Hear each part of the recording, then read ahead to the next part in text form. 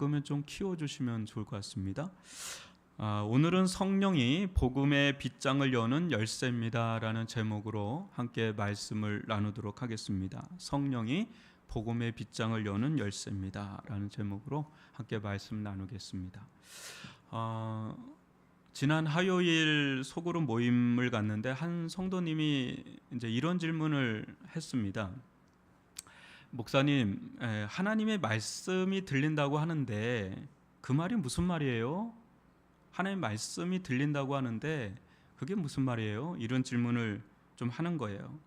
그때 이제 이런저런 이야기를 좀 해줬지만은 지나고 나서도 그 질문이 계속 이제 한 주간 내내 생각이 나는 겁니다. 하나님의 말씀이 들린다는 게 무엇일까? 하나님의 말씀이 들린다는 게 무엇일까?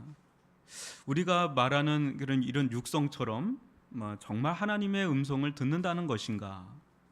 이렇게 생각하면 신비한 것 같기도 하고, 또 그런 일이 내게는 좀처럼 일어나지 않아서 답답해하는 분들도 또 계시고요.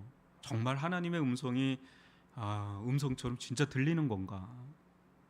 제가 내린 결론은 들린다는 것은 곧 깨닫는다라는 것입니다. 들린다는 것은 곧 깨닫는다는 것이다.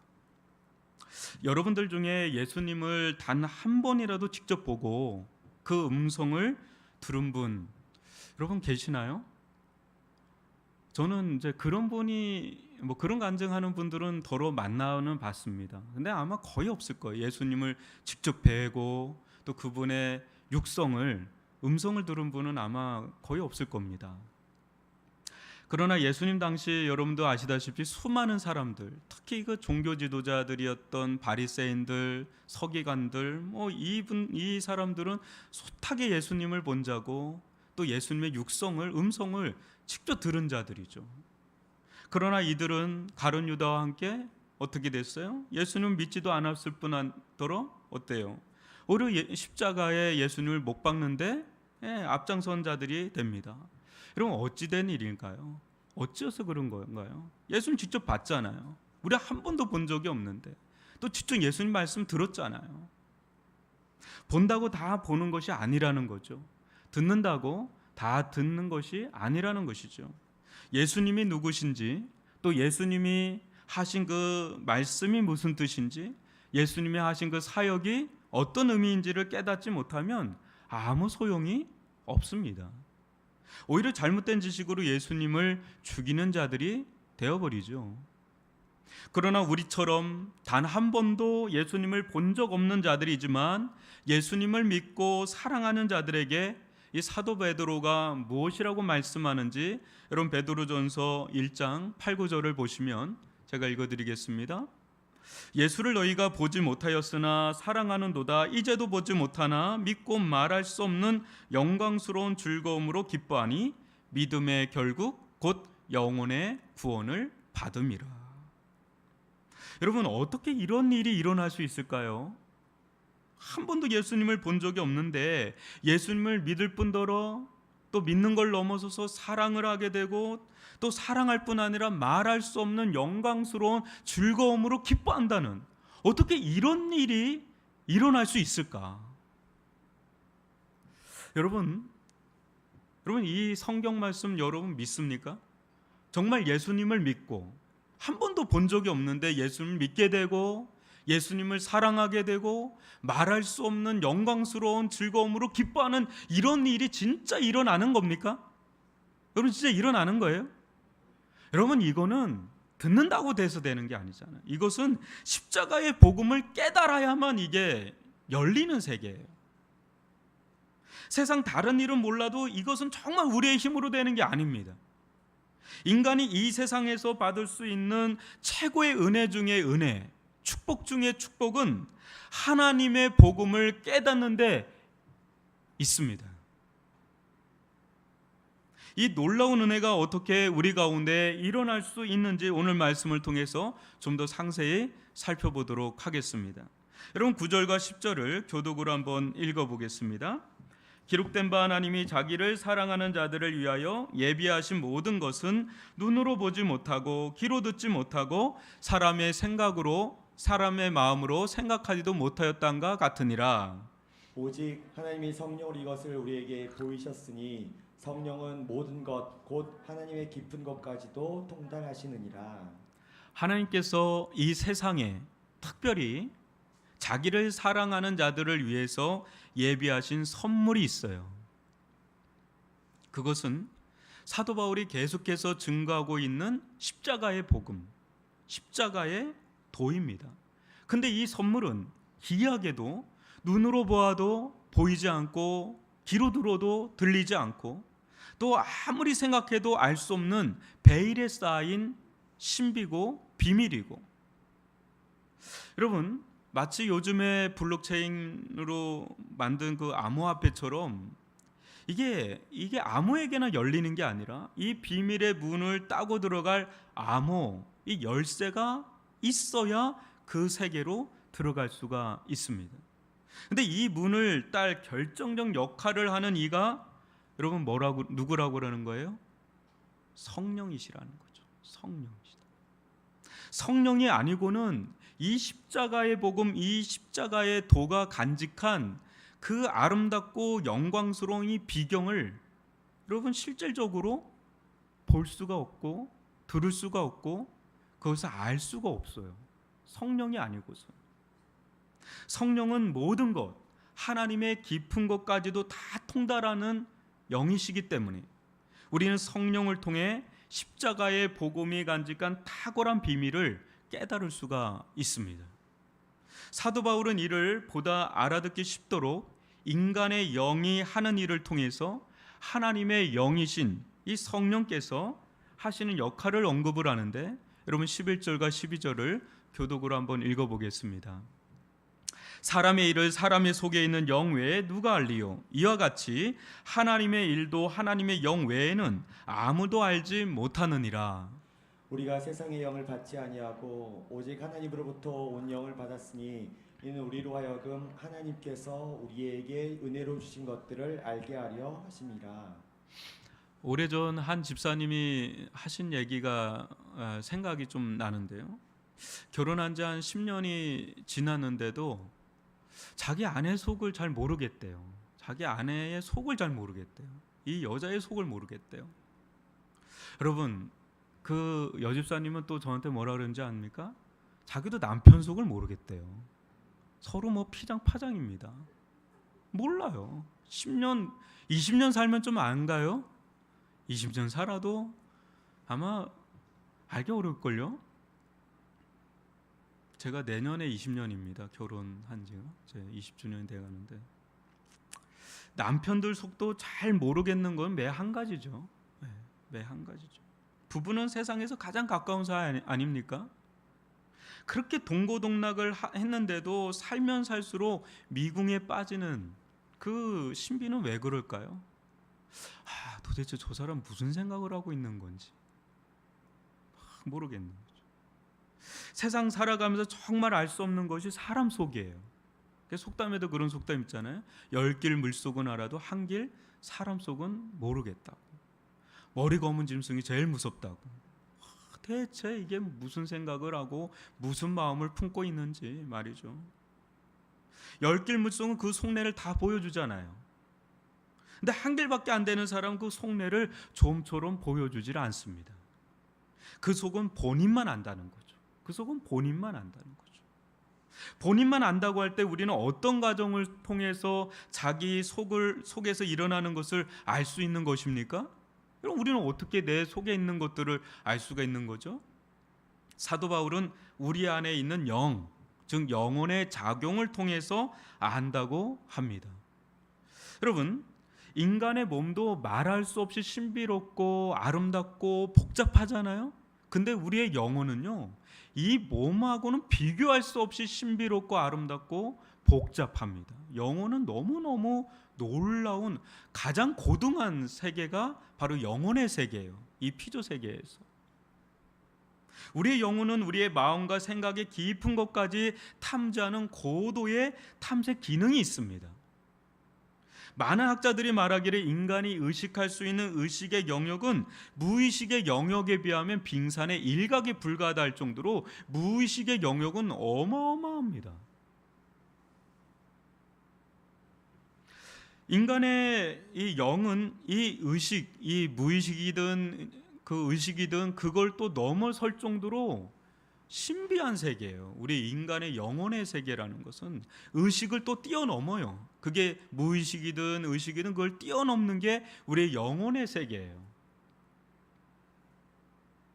우리는 심지어 자기 안에서 일어나는 일조차 다 알지 못합니다. 여러분, 여러분이 어떤 자인지를 정확하게 파악하고 있는 분 계시나요? 메타인지라고 하는데 아마 많이 없을걸요? 지금 몇 년 살았어요? 지금 자기하고 몇 년 살았어요? 자기하고 50년, 60년을 살아도 내가 누군지 잘 모르실걸요? 어떤 이가 말하잖아요. 가장 이 세상에서 가장 마주하는데 낯선 이가 자기 자신이라고. 무섭다고 어느 때는. 자기 자신을 마주하는 것처럼 낯설고 심지어는 두렵기까지 하는 게 없을 정도로 자신이 그렇게 달라 보인. 내가 이 사람이 내가 맞나? 막 이럴 정도로. 그만큼 인간은 참 신비하고 오묘한 존재입니다. 타인은 물론이고 자기 자신도 잘 알지 못하는데 여러분, 우리들이 하물며 하나님 속을 어떻게 알 수 있겠어요? 남들은커녕 자기 자신도 다 모르는데 어떻게 하나님의 속을 우리가 알겠어요, 여러분? 사도 바울은 사랑과 비교할 수 없는 하나님을 우리 스스로는 절대 알 수 없다고 단언합니다. 이는 오직 하나님의 영을 통해서만 알 수 있다 하는 거죠. 성령을 통해서만 하나님의 마음을 알 수 있다, 하나님의 계획을 알 수 있다 하는 겁니다. 여기서 우리가 주목해 보아야 할 것은 이 세상에는 두 가지 영이 존재한다는 것입니다. 하나는 세상의 영이고 또 다른 하나는 하나님의 영입니다. 세상의 영은 세상을 아는 데는 쓸모가 있을지 모르지만 하나님을 아는 데는 무용지물입니다. 우리가 이 제한적이고 한계적인 세상의 영을 의지하여 하나님을 판단하려 한다면 그것은 1차원의 세계에서 4차원의 세계를 알려 하는 것보다 더 우스꽝스러운 교만이죠. 알 수가 없죠. 세상의 영을 가지고 어찌 하나님을 운운할 수가 있단 말입니까? 이 세상은, 여러분, 우리의 영을 한번 살펴볼까요? 우리의 영은 자연적인 본성의 영이 있죠. 그래서 여러 가지 일도 하고 여러 가지 예술적인 일도 하고 막 그럽니다. 이 자연적인 본성의 영이 있죠. 동시에 우리는 타락의 영을 가지고 있죠. 또 이 세상은 사단 마귀의 타락한 영이 있죠. 이 영들이 이 세상을 지배하고 있습니다. 이 세상의 일이라는 것이 결국 이 세상의 영의 지배를 받고 일어나는 일 아닙니까? 지금 러시아와 우크라이나 전쟁이 한참입니다. 전 세계가 누구를 주목하고 있죠, 여러분? 전 세계가 오늘도 뉴스를 보니까, 신문 보니까 누구를 주목하고 있는지 아시죠? 푸틴이에요. 그 사람의 영혼 안에서 일어나는 일이 모든 걸 일으키는 거예요, 결국은. 근데 그 사람의 영혼을 과연 무엇이 지배하고 있느냐? 그 사람을 지배하고 있는 영의 실체가 뭐냐? 이 세상의 영이라는 거죠. 거기서 본성적인 영도 있지만 하나는 파괴적인 마귀적인 영이 있겠죠. 사람을 사륙하잖아요. 그건 마귀의 영이죠. 하나님의 영은 그 위에 있어요. 이 세상의 영 위에 하나님의 영이 있단 말이에요. 하나님의 영은 이 세상의 모든 영을 지배하면서 이 세상의 영이 도달할 수 없는 하나님의 품속을 보게 합니다. 성령은 우리로 하여금 이 세상을 초월하여 하나님께서 우리에게 예배해 놓으신, 준비해 놓으신 은혜의 선물을 보게 하시고 깨닫게 하신다는 거죠. 그러기에 세상에는 세상의 영만 받아서 그 영에 지배받는 자와 또 하나님의 영을 받아 성령에 지배받는 두 종류의 사람들이 있습니다. 여러분, 이때 두 종류의 사람은 어떤 커다란 차이를 보이는지 13절과 14절을 교독으로 읽어보겠습니다.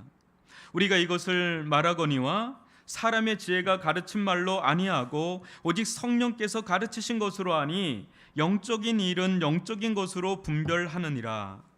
육에 속한 사람은 하나님의 성령의 일들을 받지 아니하나니 이는 그것들이 그에게는 어리석게 보임이요 또 그는 그것들을 알 수도 없나니 그러한 일은 영적으로 분별되기 때문이라. 예. 세상의 영을 받은 자를 사도 바울은 육에 속한 사람이라고 부릅니다. 이들이 할 수 있는 것이라고는 사람의 지혜 또 세상적인 지혜 밖에 알 수가 없지요. 이들이 하나님의 일, 성령의 일을 이들은 받지 않을 뿐더러 그것을 말도 안 되는 우스꽝스럽고 어리석은 일로 치부하기 일수인 것이 바로 세상의 영을 받은 자들의 행태라는 것이에요. 그러나 우리는 이런 모습을 이상한 것으로 보면 안 됩니다. 아주 당연한 거죠. 세상의 영을 받은 자들이 거기까지죠. 거기까지 할 수밖에 없죠. 세상의 영을 받은 사람은 육에 속한 사람들로 세상의 지혜밖에는 알 수 없기 때문에 거기가 한계선이죠. 거기가 경계선이죠. 거기까지밖에 알 수 없기 때문에 하나님의 영께서 하시는 그 일의 세계를 알 리가 없죠. 도저히 알 수가 없죠. 스스로는 그거를 알 수가 없습니다. 그래서 거기를 이야기하기 시작하면 그 너머의 이야기에 대해서는 도저히 무슨 말 하는지를 도대체 알아들을 수가 없는 이야기, 제3의 외계어처럼 들릴 수밖에 없는, 전도를 하다 보면 그런 일들을 너무 많이 겪죠. 도대체 무슨 얘기하는 거냐고, 정신 차리라고, 우리 때 정신 차리라고 하고 서로 정신 차리라고 하죠. 결혼 전에는 몰랐는데 결혼하고 나서 아내가 교회를 다니기 시작합니다. 그러다 어느 날 이 아내가 성령 받고 예수 그리스도의 십자가의 복음에 눈을 뜨는 은혜를 받습니다.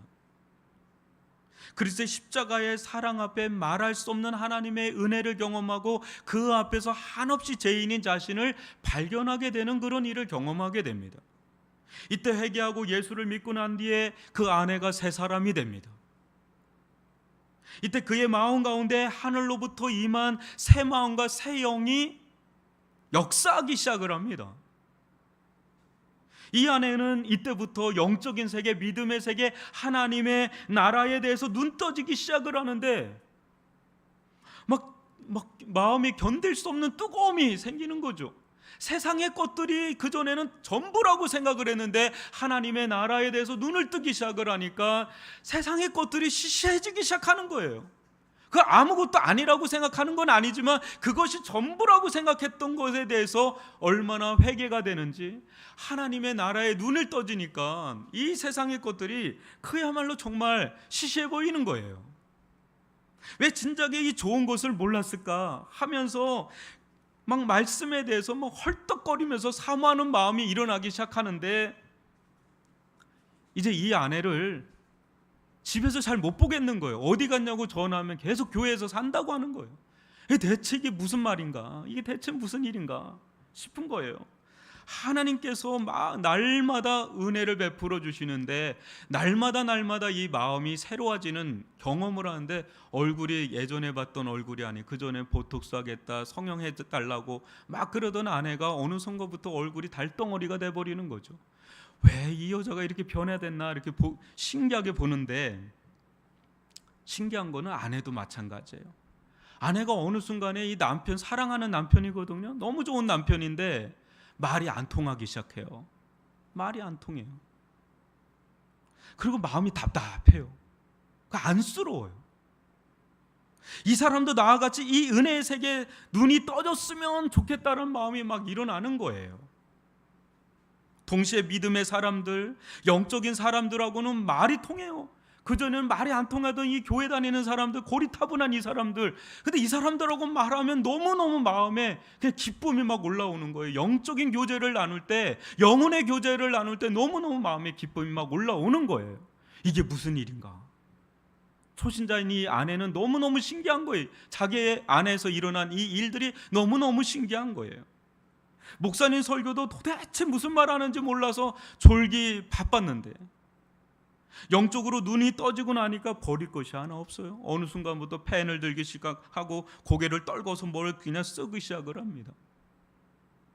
이거 누구에게 전해주고 싶다. 그전에는 눈에 불을 켜고 말씀을 듣고 막 아멘 아멘 앞에서 그냥 아멘 아멘 하면 이렇게 극성이야 막 이런 마음이 들었는데, 이제는 자기처럼 졸다가 집에 가는 사람 보면 그렇게 마음이 안타까워서 그냥 안타까워서 이렇게 보게 되는 가상의 인물을 제가 이야기하는 거예요. 어떤 인물이에요? 은혜 받은 아내를 얘기를 하는 거예요. 성령 받은 아내.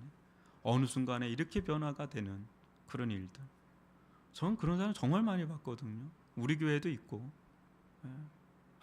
그냥 뜨겁잖아요. 그냥 막 열렬하잖아요. 이것을 무엇으로 설명할 수 있을까요? 여러분, 이를 자세히 설명한들 여러분 이거를 알 수 있을까요? 이거는 이게 뭐 숟가락으로 떠서 입에 떠 넣어줄 수가 없어요. 이는 성령을 받아야, 은혜 받아야, 믿음을 가져야 볼 수 있고 들을 수 있고 알 수 있는 세계입니다. 이런 자들에게 이제 세상 사람들이 그렇게 불쌍하고 어리석게 보이기 시작을 하는 거죠. 영적인 전복 현상이 일어나는 거죠. 점점 영적인 분별력이 생기기 시작해요. 세상을 바라보는 시각이 달라지고 가치관이 달라지고, 무엇이 옳은지 무엇이 참인지를 깨달아가기 시작을 하는 거죠. 눈이 떠지는 거예요. 영안이 떠진다 그러죠. 영안이 떠진다. 그때 세상을 향하여 담대하게 외치는 것입니다. 여러분 15, 16절을 한번 교독으로 읽어보겠습니다. 신령한 자는 모든 것을 판단하나 자기는 아무에게도 판단을 받지 아니하느니라. 누가 주의 마음을 알아서 주를 가르치겠느냐? 그러나 우리가 그리스도의 마음을 가졌느니라. 여러분, 세상의 영만 받은 자들, 세상의 영만 받은 자들 있죠. 짐승과 별반 다를 바가 없어요. 여러분, 짐승의 특징이 뭔지 아세요? 여러분, 다 아래를 쳐다본다는 거예요. 모든 짐승은 다 아래를 쳐다봐요, 땅을. 근데 성령 받은 사람은 눈을 이제 하늘을 우러러보기 시작을 하죠. 여러분, 육에 속한 사람들은 절대 하나님의 영, 성령을 받은 신령한 자, 즉 영적인 자들을 판단할 수가 없어요. 여기서 판단한다는 건 이해할 수가 없다는 거죠. 이해할 수가 없어요. 이해할 수가 없어요. 이들은 믿는 자들의 영혼 안에 무슨 일이 일어났는지를 절대로 알 수가 없습니다. 옆에 있는 아내요, 옆에 있는 남편이, 옆에 있는 동료인데 똑같이 일을 하고 똑같이 살아가는데 성령 받은 이 사람 영혼 안에 무슨 일이 일어났는지를 알 수가 없어요. 다른 세계거든요. 더욱이 믿는 자들의 삶은 더욱더 알 수가 없어요. 저 사람들 왜 저렇게 사는지가 이해가 안 가는 거죠. 이해가 안 가요. 여러분, 이 시간에 이 자리에 있는 사람들을 이해하기라는 건 너무너무 이상한 사람들이에요. 왜 이 시간에 여기 나와 있겠어요? 이 시간 불금 아닙니까? 불타는 금요일인데 왜 여기 있어요? 딴 데 가서 띵까띵까 할 것도 너무 많은데, 즐길 거리가 너무 많은데 왜 저들은 저렇게 바보처럼 살지? 나 같으면 확 성깔 부리면서 살 텐데 저들은 왜 저렇게 손해보고 피해보며 살지? 이해가 안 가는 사람들이에요. 손해보는 사람들, 피해보는 사람들. 왜 10의 1조를 드리지? 너무너무 손해 아니에요? 요즘 같은 세금을 많이 떼는 세상에서 이해가 안 가죠. 도무지 이해가 안 가죠. 아니, 세상 즐거운 일들이 얼마나 많은데 저들은 왜 저렇게 고리타분하게 살지? 제가 믿지 않을 때 교회 다니는 사람들의 모습이 고리타분한 모습으로 느껴졌거든요. 아니, 자기 힘으로 최선을 다해서 살면 되는데 왜 저들은 저렇게 나약하게 약해 빠지게 하나님을 의지하면서 그렇게 울고불고 난리를 치지? 이게 이해가 안 가요. 이게 왜 기도를 하는지 이해가 안 가. 자기가 열심히 최선을 다해서 강하면 되는데 왜 저렇게 약하게 살지? 뭐 이런 것들 너무너무 많죠. 여러분, 누가 바보 천치 같아서 몰라서 이렇게 사나요? 여러분, 우리 중에 저를 비롯해서 여러분 중에 누가 몰라서 이렇게 사나요? 가장 바보 천치 같은 사람은 목사죠. 그죠? 가장 바보 천치죠. 왜 굳이 이 길을 가요? 세상에 할 게 얼마나 많은데, 할 수 있는 것도 많고. 근데 아니까 그런 거죠. 알아버렸는데 어떻게 해요? 눈이 떠졌는데 보이는데 그거 어떻게 해요? 그거 보이는데, 버젓이 보이는데 그 들리는데. 여러분 아니까 그렇게 못 사는 거예요. 아니까 그렇게 못 사는 거예요. 죽어도 그렇게 못 살겠으니까 이렇게 사는 거예요. 안 그런가요? 죽어도 그렇게 못 살겠으니까 이렇게 살지 누가 바보 천치입니까? 이렇게 사는 게. 하나님의 마음이 우리 마음에 임할 때 우리는 내가 바보 천치 같다고 여긴 그와 같은 것들이 실상은 얼마나 지혜로운 길이고 생명의 길인지가 눈이 떠지잖아요. 이 세상에서 가장 여러분 지혜로운 길이 무엇인지 아시나요? 이 세상에서 가장 지혜로운 길이 뭔지 아시나요? 영혼에 눈 뜨는 거예요. 영혼에 눈 뜨는 거. 이 세상에서 가장 미련한 게 뭔지 아십니까? 이 세상이 다라고 여기면서 사는 것. 그게 가장 미련한 거예요. 근데 세상은 전복해서 생각하거든요. 영혼은 없다. 이 세상이 다다. 이 세상에서 누릴 거 누리고 얻을 거 얻고 할 거 하고 이게 다라고 생각하면서 하는 걸 가장 지혜롭다고 생각을 하거든요. 근데 영혼에 눈이 떠졌네. 이거 어떻게 해요? 이게 보이고 들리고 다 되는데 영혼에 눈이 떠지는데 이게 어떻게 이렇게 살겠어요? 그러니까 이렇게 살 수밖에 없는 사람이 되죠. 아주 숙명적인 사람이 돼버리는 거예요. 이게 부르심 받은 자예요. 이게 콜링 받은 자들의 특징이죠. 사랑하는 성도 여러분, 성경은 하나님의 영으로 감동하여 쓰여진 계시의 말씀이죠. 그러면 여러분 어느 누가 이 말씀을 깨달을 수가 있을까요? 여러분 성경을 많이 읽는다고 또 하나님 말씀을 많이 듣는다고 여러분 이 말씀이 깨달아질 수 있을까요? 여러분 이건 다 수단이에요. 도구죠. 물론 여러분 성경을 많이 읽어야 돼요. 또 성경 설교도 많이 들으면 좋아요. 근데 여러분 아무리 듣고 아무리 봐도 여러분 성령께서 역사하시지 않으면 못 깨달아요. 백날을 쳐다봐도 못 깨달아요. 10년 20년을 교회 생활해도 못 깨닫는 사람은 못 깨달아요. 안 보이는 사람은 안 보이고 안 들리는 사람은 안 들리고 그래요. 이게 성령은 가장 탁월한 내적인 교사예요.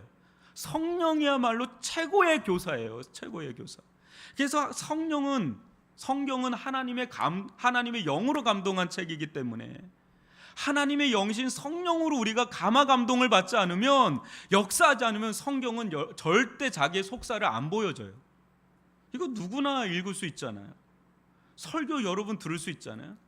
근데 이게 아무에게나 안 열려져요. 성령께서 역사한 자들에게 그때 십자가의 복음이 열리게 되고 은혜의 세계가 열리게 되고 믿음의 세계가 열리게 되고 하나님의 나라의 비밀이 열리게 되는 은혜를 받는 줄 믿습니다. 성령은 절대적입니다.